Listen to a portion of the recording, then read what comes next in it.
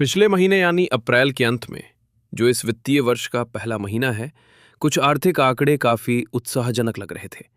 ऐसा विशेष रूप से इसलिए भी था क्योंकि अमेरिका द्वारा हम पर लगाए गए टैरिफ का साल भर पूरा हो गया है। उसके बाद इस पर काफी बहस हुई कि अमेरिका के साथ हमारा व्यापार समझौता होगा भी या नहीं। फिर व्यापार समझौते को हासिल करने के लिए एक फ्रेमवर्क की घोषणा हुई। फिर दूसरी तरफ ईरान में फरवरी के अंत में युद्ध शुरू हो गया, जिसने तेल और गैस की कीमतों को आसमान में पहुंचा दिया। लेकिन अगर ईरान में युद्ध जारी रहता है तो जो अभी अच्छा दिख रहा है वो शायद वैसा ना रहे। इसलिए हमें ये जानना जरूरी है कि ऐसा क्यों होगा।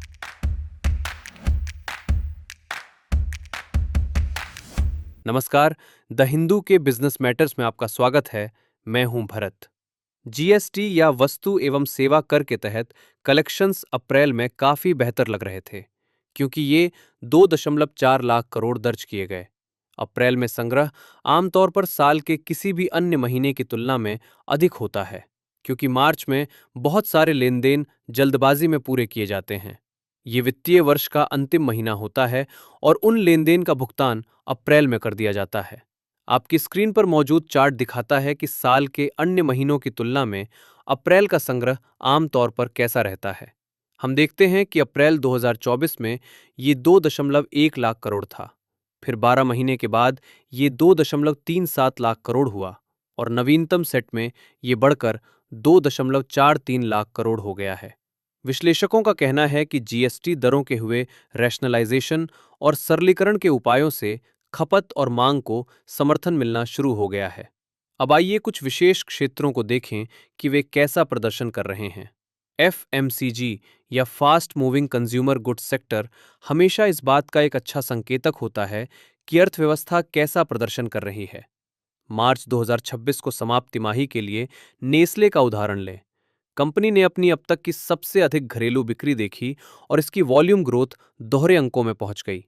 इसका मतलब है कि देखी गई राजस्व वृद्धि केवल कीमतों में कभी कभार की गई बढ़ोतरी के कारण नहीं है, बल्कि इसलिए भी है क्योंकि उपभोक्ता इसके उत्पादों को अधिक खरीद रहे थे। इसलिए इसे वॉल्यूम ग्रोथ कहा गया। हिंदुस्तान यूनिलीवर ने मार्च 2026 को समाप्त तिमाही के लिए 12 तिमाहियों में अपनी सबसे तेज राजस्व वृद्धि देखी। कंपनी ने कहा कि वॉल्यूम ग्रोथ और कीमतों में वृद्धि दोनों ने उसके पक्ष में काम किया है। इसके बाद ऑटो उद्योग को देखें। मारुति एक अच्छा उदाहरण है क्योंकि ये बाजार में अब तक की अग्रणी कंपनी है।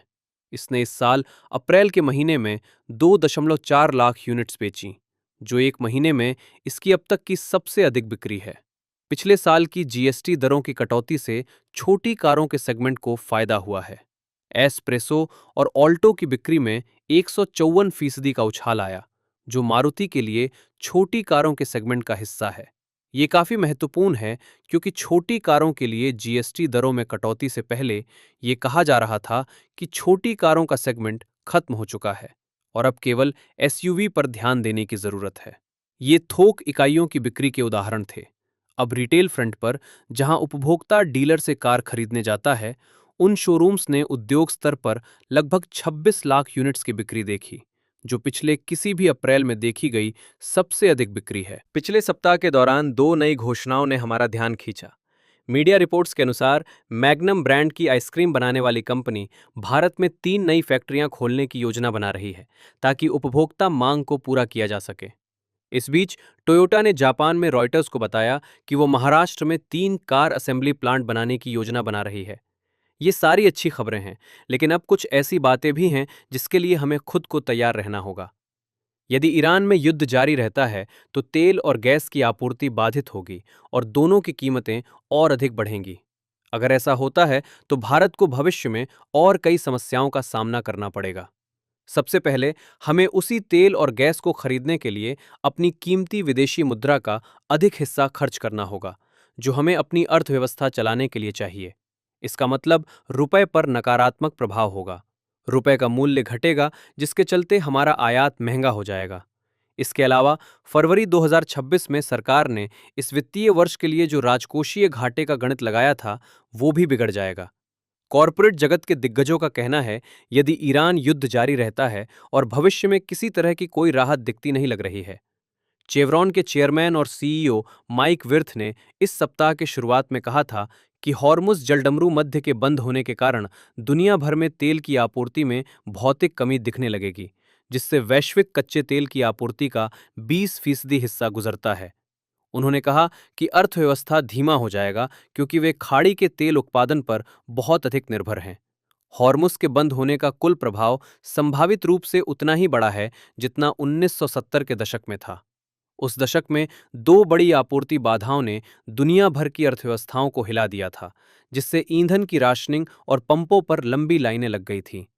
भारत सरकार के मुख्य आर्थिक सलाहकार अनंत नागेश्वरन ने भी पिछले हफ्तों में इसकी चेतावनी दी है। एक हालिया कार्यक्रम में उन्होंने इस बात पर जोर डाला कि युद्ध शुरू होने के केवल 2 महीनों में तेल और गैस की कीमत बढ़ गई है। आपकी स्क्रीन पर दिया गया चार्ट हमें बताता है कि इस अवधि में ब्रेंट फ्यूचर्स में 48% की वृद्धि हुई है। ब्यूटेन और प्रोपेन, जिनसे रसोई गैस बनती है, की कीमत 70 से 80% बढ़ गई है। इसी तरह उर्वरकों और उनके इनपुट मटेरियल की कीमतों में भी वृद्धि देखी गई है। अगला चार्ट हमें बताता है कि हम हॉर्मुज़ जलडमरू मध्य पर कितना निर्भर है, जो पश्चिम एशिया संघर्ष के कारण चोक पॉइंट बन गया है। भारत के कच्चे तेल के आयात का 46%, देश के एलपीजी आयात का 90% से अधिक और हमारे एलएनजी आयात का लगभग 55% हॉर्मुज़ के माध्यम से आता है। आईएमएफ या अंतर्राष्ट्रीय मुद्रा कोष की प्रमुख क्रिस्टालिना जॉर्जिवा ने इस सप्ताह की शुरुआत में चेतावनी दी थी कि दुनिया भर में मुद्रास्फीति पहले से ही बढ़ रही है और यदि ईरान में युद्ध 2027 तक खिंच गया और तेल की कीमतें $125 प्रति बैरल बनी रहीं तो वैश्विक अर्थव्यवस्था को बहुत खराब स्थिति का सामना करना पड़ सकता है। तसल्ली की बात यह है कि मूडीज रेटिंग्स ने कहा है कि भारत 2020 के बाद से सबसे लचीली बड़ी उभरती बाजार अर्थव्यवस्था रहा है और इसके विशाल विदेशी मुद्रा भंडार ने मुद्रा की अस्थिरता को रोकने और वैश्विक झटकों के दौरान विश्वास मजबूत करने में मदद की है।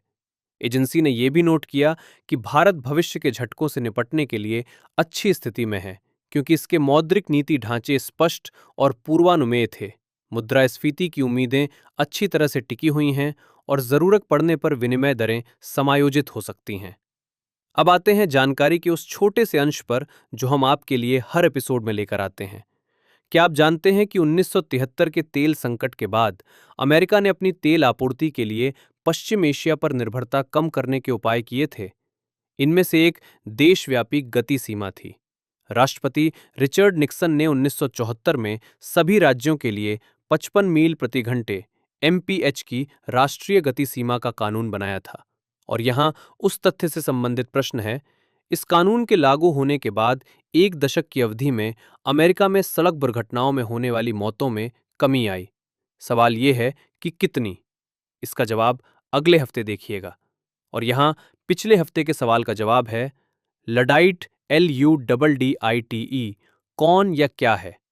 19वीं सदी की शुरुआत में लगभग 1811 से 1816 तक अंग्रेजी कपड़ा श्रमिकों के बीच एक आंदोलन खड़ा हुआ जिन्होंने खुद को लडाइट्स कहा। वे अक्सर उन मशीनों को नष्ट कर देते थे जिनके बारे में उन्हें लगता था कि वे घटिया सामान बनाती हैं और जिनसे उनकी मजदूरी कम हो रही थी। इस एपिसोड में बस इतना ही। अगर आपको ये प्रोग्राम पसंद आया तो लाइक, शेयर और सब्सक्राइब करना ना भूलें। अगले हफ्ते फिर मिलने तक आपका बहुत बहुत आभार।